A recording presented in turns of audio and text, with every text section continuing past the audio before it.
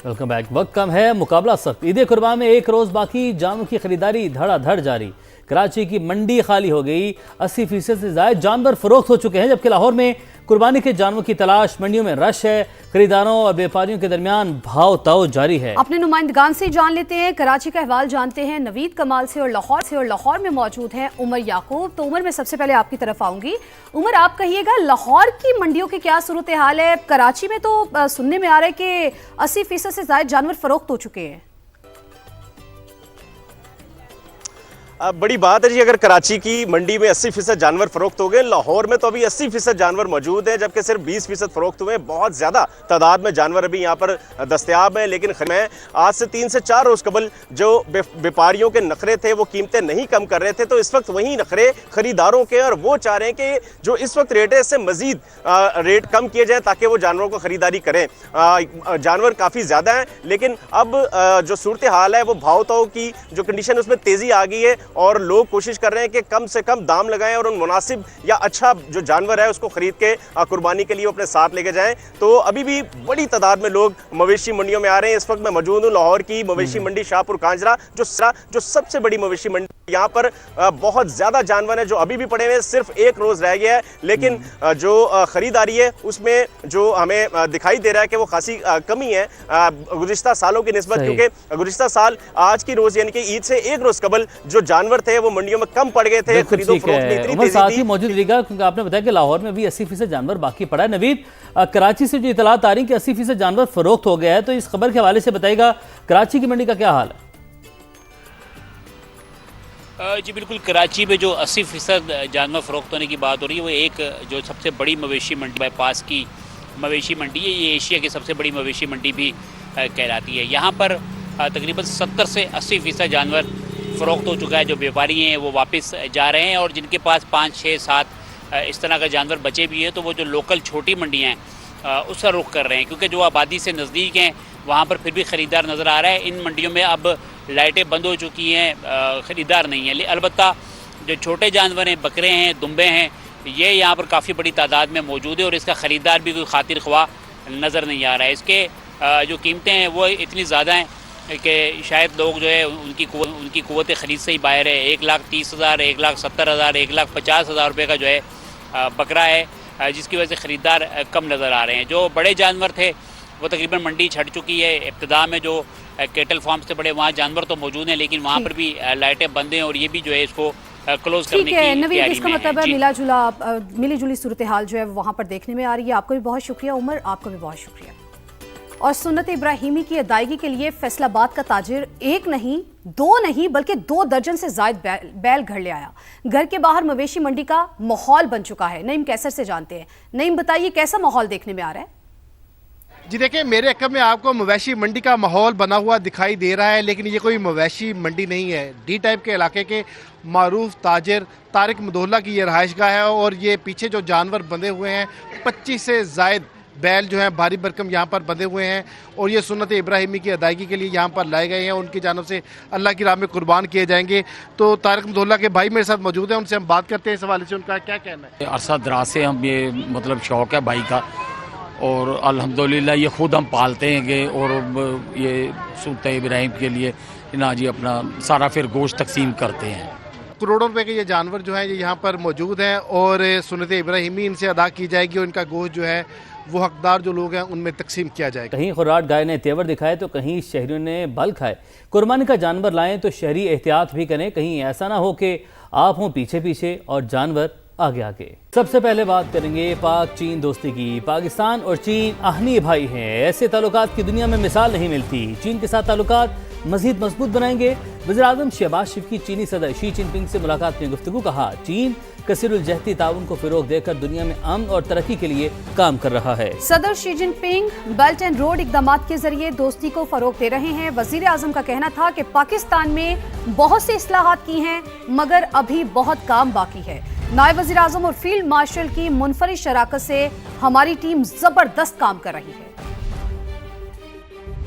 I want to assure you that together we will build this relations in times to come from strength to strength. China and Pakistan are two iron brother countries, and this unique relationship is next to none. Under your dynamic leadership, China is not only a world-class economic power, it is also a military power meant for progress and peace in the world, promoting your own philosophy of multilateralism around the globe, building friendship through Belt and Road Initiative, through CPEC. In Pakistan, we have brought a lot of transformation, a lot of structural changes with our unique partnership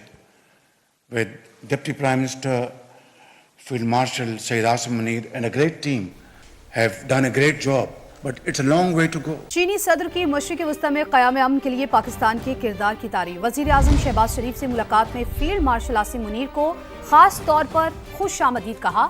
Xi Jinping ने कहा, चीन मुस्तकबिल में पाकिस्तान की तामीर और तरक्की के लिए ज्यादा करीबी ताउन का ख्वाहिशमंद है। हर आजमाइश पर पूरा उतरने वाले ताल्लुकात को मजीद फायदेमंद बनाना चाहते हैं। Prime Minister Shahbaz, through you, I would like to express warm regards to the Pakistani people.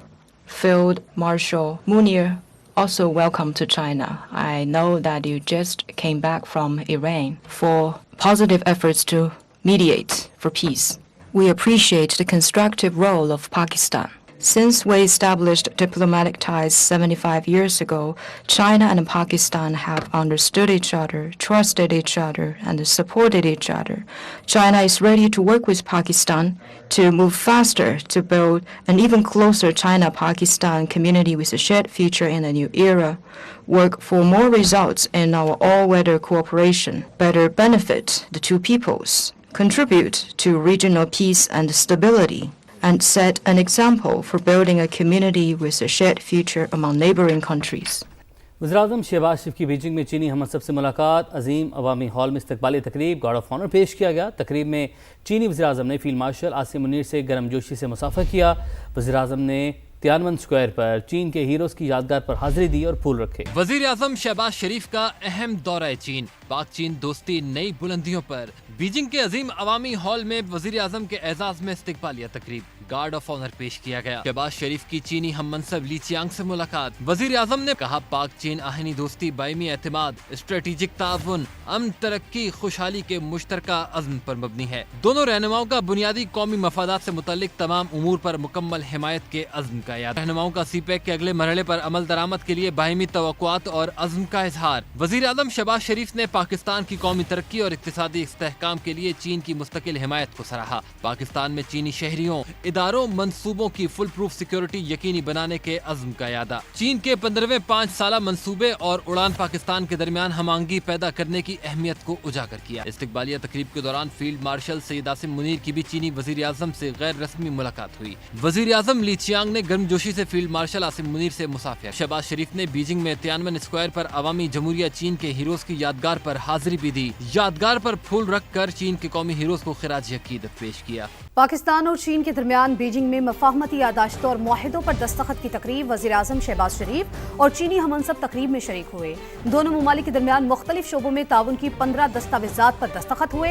इक्तिसादी तरक्याती ताउन की मफाहमती यादाश्त भी शामिल। माहौलियात और मौसमियाती तब्दीली के शोबों में ताउन से मुतालिक मफाहमती यादाश्त पर भी दस्तखत हुए। वज़ीर-ए-आज़म शहबाज शरीफ ने कहा कि मुआहिदे पाक चीन बढ़ते ताउन और दो तरफा ताल्लुकात की वुसअत के आकाश हैं। दीगर अहम शोबों में ताउन के नए मौक़े पैदा करेंगे। मुआहिदे दोनों ममालिक के अवाम की खुशहाली में बराह रास्त मुआविन साबित होंगे। चीनी वज़ीर ख़ारजा वांग यी की बीजिंग में फील्ड मार्शल आसिम मुनीर से मुलाकात। तर्जमान चीनी दफ्तर ख़ारजा के मुताबिक फील्ड मार्शल ने पाक चीन दोस्ती पर फ़ख्र का इजहार किया और अमेरिका ईरान मुज़ाकरात में पेशरफ से आगाह किया।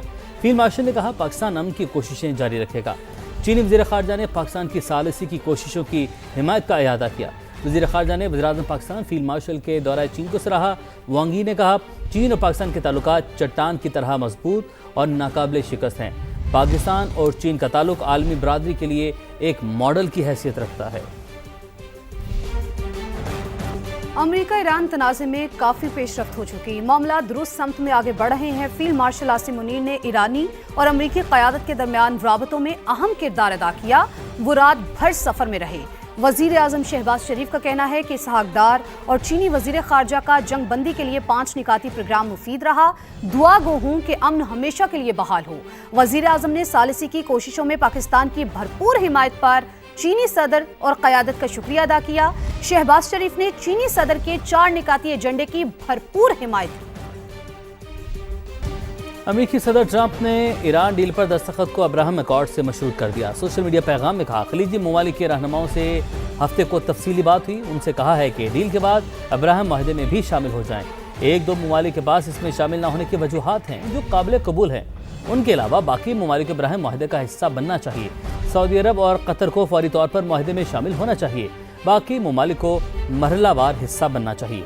सर ट्रंप ने कहा, डील तय होने के बाद ईरान को भी अकॉर्ड में शामिल करने पर बात हो सकती है। ये उन अजीम ममालिक के दरमियान शानदार डील होगी जिससे मशरिक़ वस्ता मुत्तहिद, ताकतवर और माशी तौर पर मजबूत होगा। मैं अपने नुमाइंदों से कहता हूँ कि वो ये अमल जल्द मुकम्मल करें। ईरान के साथ मुज़ाकरात बहुत अच्छे अंदाज में आगे बढ़ रहे हैं। या तो ये एक बेहतरीन माहिदा होगा या फिर डील ही नहीं होगी। अगर ईरान से डील नहीं हुई तो फिर शदीद जंग होगी। सऊदी अरब ने इसराइल से ताल्लुकात को फलस्तीनी रियासत से मशरूत कर दिया। अमरीकी टीवी CNN के मुताबिक एक सऊदी ओहदेदार ने बताया कि इसराइल से उस वक्त ताल्लुकात उस्तवार करेंगे जब फलस्तीनी रियासत की राह हमवार होगी। फलस्तीन से मुतालिक सऊदी अरब की पॉलिसी में कोई तब्दीली नहीं आई। दीगर खबरें शामिल करते हैं। शेर अफजल मरवत ने सुहेल आफरीदी की वजारत आला पर सवाल उठा दिया। वजारत आला से हटाने के लिए आईनी अदालत में पिटीशन दायर कर दी। प्रोग्राम नदीम मलिक लाइव में गुफ्तगू करते हुए शेर अफजल मरवत ने कहा, अली अमीन ने खुद लिखा था कि बानी PTI के कहने पर इस्तीफा दे रहा हूँ।